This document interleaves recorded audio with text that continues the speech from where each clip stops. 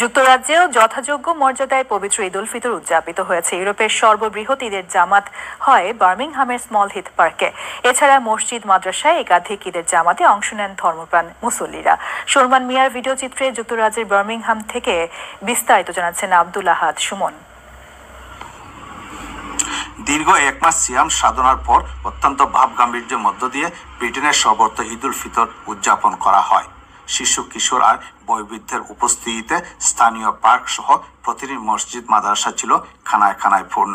ইনশাল্লাহ আমরা দোয়া করি আল্লাহ যেন ওই জমাতগুলিও আমাদের প্রথম জমাতের মতো সহি সালামতে সমাধান করার তৌফিক দান করুন, আমিন। আলহামদুলিল্লাহ, আল্লাহ পাকের অসংখ্য শুকরিয়া যে আজকে আমরা এত বড় একটা ঈদের জামাত করতে পারছি। আমরা মা বোনগুলোরে নিয়া জামাত শেষে বিশ্ব শান্তির পাশাপাশি অসহায় ফিলিস্তিনিবাসীর জন্য ছিল আবেগঘন আর্তনাদ। Brothers and sisters who are suffering around the world, especially in Palestine.